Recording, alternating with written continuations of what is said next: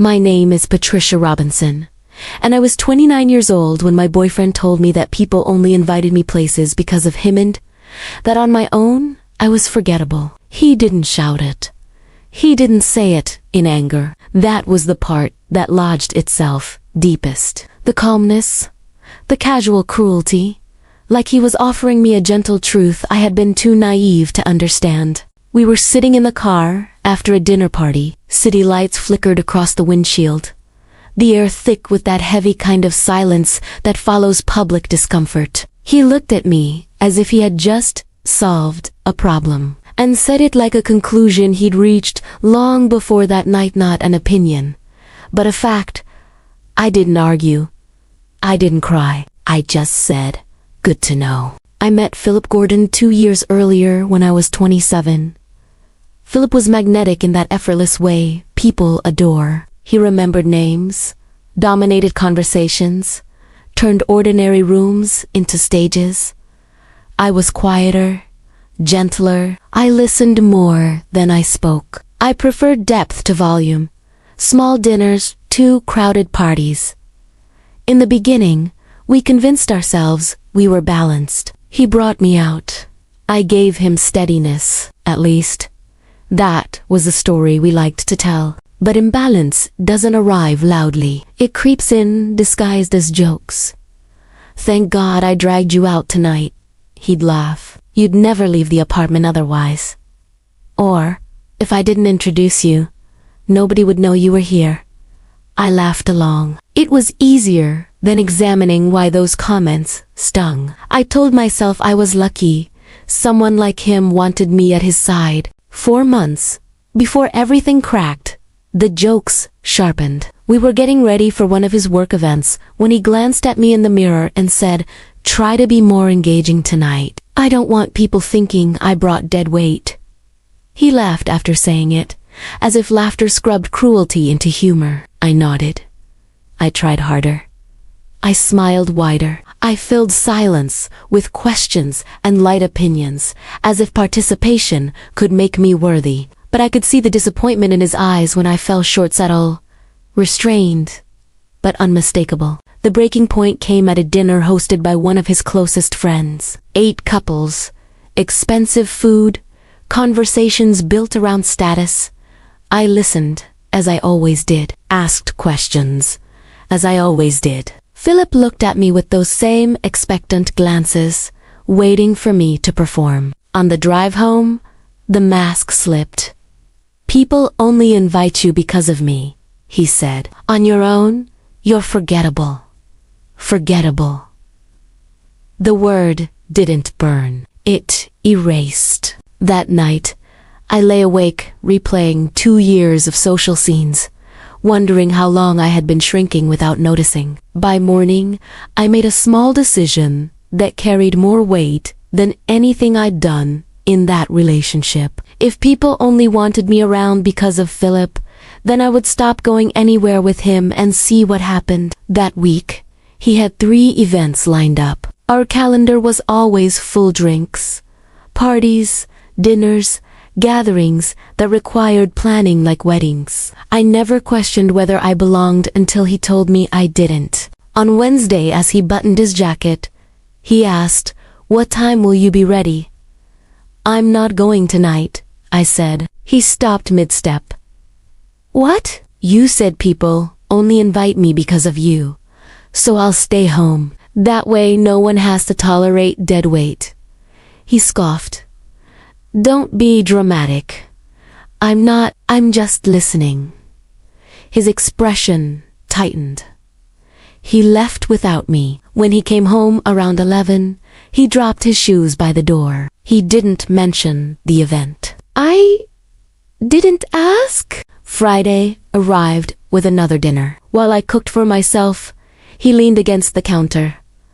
"You coming tonight?" "No." He exhaled hard. "Still doing this? I thought I'd stay home and be forgettable here," I said.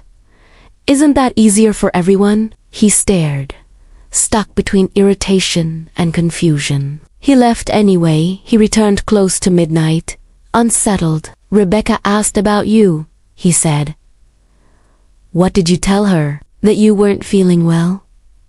Why lie? Because I'm not telling my friends my girlfriend is boycotting social events to prove a point? I'm not proving a point, I said. I'm testing a theory. Saturday was Brunch Philip's favorite circle, the one that fed his ego best. He paced the apartment before finally snapping. You're coming today. No. People are asking questions. What questions? About me or about you? He hesitated. About us, about why you're never around. Tell them the truth, I said. Tell them I'm forgettable. His jaw clenched. He left. At 4, he returned. No performance, no charm, just quiet. He sat on the edge of the bed staring at nothing. What happened? I asked. Someone pulled me aside, he said. Jen. My heart flickered. What did she say? He swallowed. She said everyone had been asking about you all morning.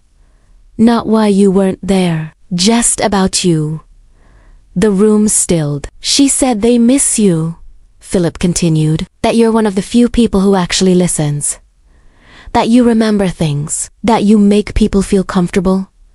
Silence filled the space where my doubt used to live. She asked if I'd done something to make you stop coming. He said quietly, if I'd made you feel unwelcome. I didn't speak. I didn't need to. Philip's voice cracked. She said something else, that people like you more than they like me. He looked broken in a way. I'd never seen like someone staring at a reflection he didn't recognize. She told me they've been complaining, he said. Not about you. About me. About how I talk over people, how I always redirect conversations, how exhausting it can be. He rubbed his hands together. She said the only time I'm tolerable is when you're there, because you soften me, you make me listen. There was no victory in hearing that, only a strange sadness. So when I told you people only invited you because of me, he whispered, I was wrong. Completely wrong.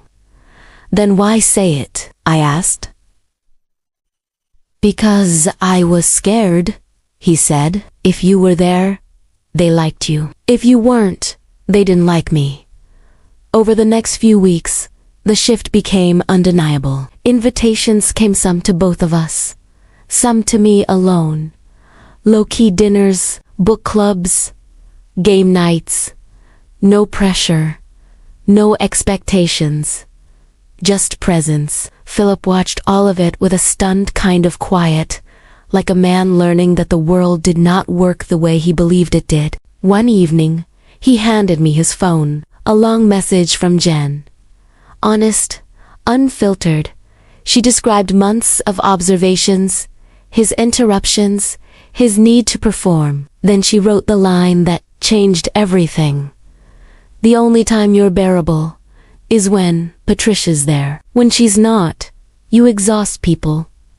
Philip closed his eyes. I think I spent years pretending confidence was the same as charisma, he said. I thought I needed to be loud to matter. I didn't realize I was afraid of being forgettable myself. We didn't break up right away. Healing doesn't happen on cue. He started therapy.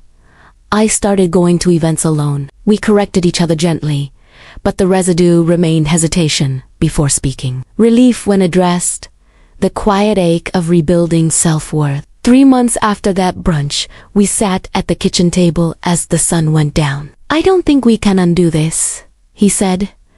I don't think so either. There was no anger, just grief for what could have been if either of us had known better sooner. We called off the engagement in March. Afterward, I expected emptiness. Instead, friendships deepened. Invitations continued. People kept showing up, not out of obligation, but out of genuine interest. Not because I was attached to Philip, but because I was me. Philip moved to another city 6 months later, chasing space and reinvention. I wished him well. Growth shouldn't be punished. It simply doesn't always happen together. As for me, I stayed. I learned that being memorable doesn't look like commanding attention. Sometimes it looks like remembering stories, offering quiet curiosity, creating space instead of filling it. I wasn't unforgettable because I was impressive. I was unforgettable because I was present. I don't feel vindicated. Vindication implies winning, and there were no winners here. Just two people learning the cost of defining worth through someone else's eyes. Philip spent years convinced that I mattered because of him. When the truth came out, we realized he mattered because of me, and I mattered without him. I was never forgettable. I was simply quiet in a world that mistakes silence for insignificance. Sometimes the cruelest thing someone can do is convince you that you don't matter. And sometimes the kindest thing you can do for yourself is test whether that's actually true.